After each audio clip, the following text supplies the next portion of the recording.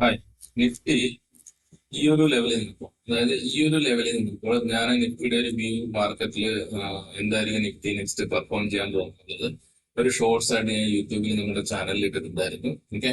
So നമുക്കറിയാം Nifty കഴിഞ്ഞ കുറെ ദിവസങ്ങളായിട്ട് അല്ലെങ്കിൽ ഒരു രണ്ട് രണ്ട് മാസമായിട്ട് ഈ ഒരു ഫോള് കണ്ടിന്യൂ ചെയ്യുന്നു അല്ലെ. ഓക്കെ. സോ അപ്പം നിങ്ങൾ നോക്കുക, ഇവിടെ വന്നപ്പോഴും നിഫ്റ്റി അതായത് ഈ ഒരു റേഞ്ചിൽ വന്നു അവിടുന്ന് ഒരു സപ്പോർട്ട് എടുക്കാൻ നോക്കി, വീണ്ടും അത് ആ ലോയും ബ്രേക്ക് ചെയ്ത് മാർക്കറ്റ് താഴെ ക്ലോസ് ചെയ്തു. സോ നെക്സ്റ്റ് ഡേ എന്തായാലും മാർക്കറ്റ് താഴേക്ക് പോകും എന്നൊരു വ്യൂ ആയിരിക്കും മിക്ക ആൾക്കാർക്ക് ഉണ്ടാവും അല്ലെ. ഓക്കെ. സോ നമുക്ക് ഇവിടെ വെച്ച് നിഫ്റ്റിക്ക് ഒരു റിവേഴ്സൽ സംഭവിക്കുകയില്ല എന്നുള്ളത് നമ്മൾ എങ്ങനെ കണ്ടുപിടിക്കാം എന്നതാണ് നമ്മൾ ഈ ചെറിയൊരു വീഡിയോയിലൂടെ നോക്കാൻ പോകുന്നത്. ഓക്കെ. സോ ഈ റിവേഴ്സൽ ഉണ്ടാവോ ഇല്ല എന്നുള്ളത് നമുക്ക് കണ്ടുപിടിക്കാനായിട്ട് നിങ്ങൾ സിമ്പിൾ പ്രൈസ് ആക്ഷൻ നോക്കുന്നതിനോടൊപ്പം, അപ്പൊ സിമ്പിൾ പ്രൈസ് ആക്ഷൻ നോക്കുക എന്ന് പറയുമ്പോൾ എന്താണ്, നിഫ്റ്റിയുടെ പ്രൈസ് ക്യാൻഡിൽസ്റ്റിക് പോണോ എന്ന് വെച്ചിട്ടാണ് ഇങ്ങനെ ട്രെൻഡ് മനസ്സിലാക്കി വെക്കുകയാണ് അല്ലെ. ഇതൊരു പക്ക ഡൗൺ ട്രെൻഡ് ആണല്ലേ. എനിക്ക് ഈ ഒരു ഹൈ, ലോവർ ഹൈ, അതുപോലെ തന്നെ ഈ ഒരു low, lower low, lower low, lower low, ഒരു ക്ലാസിക്കൽ ഡൗൺ ട്രെൻഡ് പാറ്റേണിൽ നിഫ്റ്റി ഇങ്ങനെ വരുകൊണ്ടിരിക്കുകയാണ് അല്ലെ. സോ നമ്മൾ ഇവിടെ വന്ന് നിൽക്കുമ്പോൾ നമുക്ക് അറിയണം നിഫ്റ്റി വീണ്ടും ഇങ്ങനെ പോയി ഇങ്ങനെ താഴേക്ക് തന്നെ വരാനാണോ അല്ലെങ്കിൽ ഇവിടുന്ന് റിവേഴ്സിൽ പോകാനാണോ, ഇതൊന്നും നമുക്ക് അറിയില്ലല്ലോ. സോ അതിന് ഹെൽപ്പ് ചെയ്യാൻ നമുക്ക് ഒരു ഇൻഡിക്കേറ്റർ യൂസ് ചെയ്യാം. അത് നോക്കിക്കഴിഞ്ഞാൽ നമുക്ക് ഏകദേശം നിഫ്റ്റി റിവേഴ്സ് ആണോ അല്ലെങ്കിൽ ഫർദർ ഒരു ഡൗൺഫോൾ ഉണ്ടോ എന്നുള്ളത് മനസ്സിലാക്കാൻ സാധിക്കും. So okay. സോ അതിന് നമ്മൾ ആദ്യം ചെയ്യേണ്ടത്, ഇപ്പൊ നിങ്ങൾ ഈ ചാർട്ട് കാണുന്നത് ഡെയിലി ടൈം ഫ്രെയിമിലാണ് അല്ലെ. ഇവിടെ നോക്കി കഴിഞ്ഞാൽ നിങ്ങൾക്ക് അറിയാൻ പറ്റും ഡെയിലി ടൈം ഫ്രെയിമിലാണ് ഇപ്പൊ ഞാൻ നോക്കിയിട്ട് ചാർട്ട് ഓപ്പൺ ചെയ്ത് വെച്ചത്. ഇതിനെ നമ്മൾ മന്ത്ലി ടൈം ഫ്രെയിമിലേക്ക് മാറ്റുകയാണ്. ഓക്കെ. സോ മാറ്റി കഴിയുമ്പോൾ എന്ത് സംഭവിക്കുന്നു, നിങ്ങൾ കൃത്യമായിട്ട് നോക്കുക. ഏകദേശം നമ്മളുടെ ആ ഒരു ഡെയിലിയിൽ നമ്മൾ നോക്കിയ ലെവൽ എന്ന് പറയുന്നത് ഏകദേശം ഈ ഒരു ലെവലാണ്. ഇതെന്ന് പറയുന്നത് മന്ത്ലി ഒരു മേജർ സപ്പോർട്ട് സോൺ ആണ് അല്ലെ.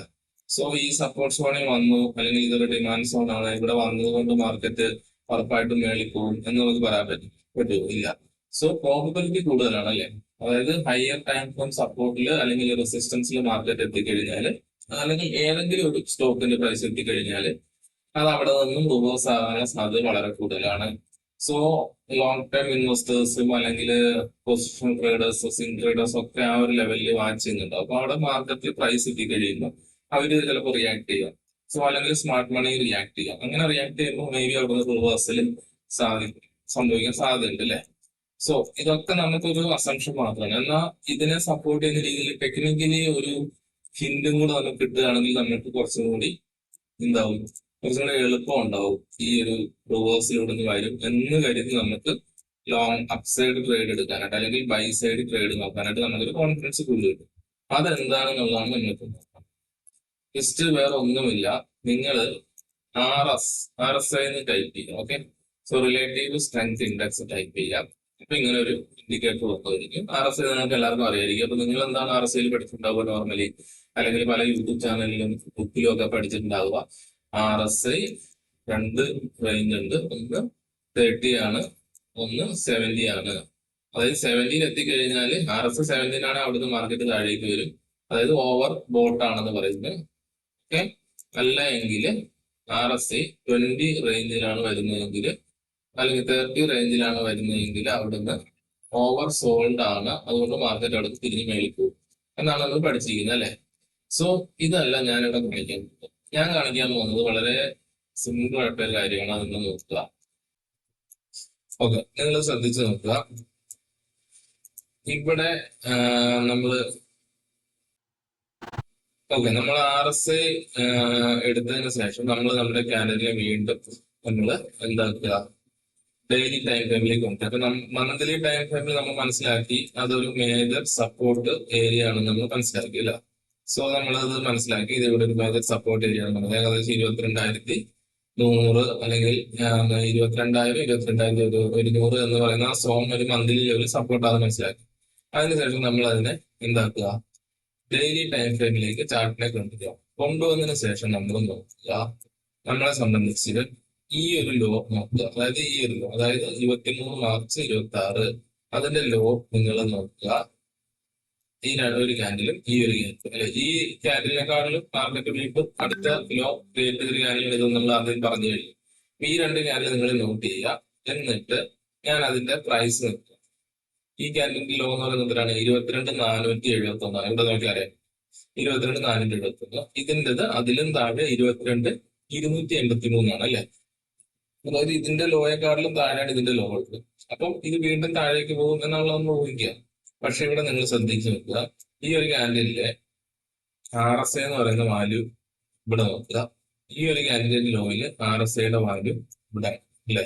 ഇനി വാല്യൂ നിങ്ങൾ നോക്കി, ഇവിടെ ഞാൻ മൗസ് വെക്കുന്ന വാല്യൂ കാണിക്കുന്നുണ്ട്. ഇവിടെ നോക്കിയാൽ വാല്യൂ കാണാനായിട്ട് കേട്ടോ. ഇവിടെ ശ്രദ്ധിക്കുക, RSIയുടെ വാല്യൂ ഞാൻ ഇവിടെ പ്രൈസ് വെക്കുന്നുണ്ടോ കണ്ടില്ലേ.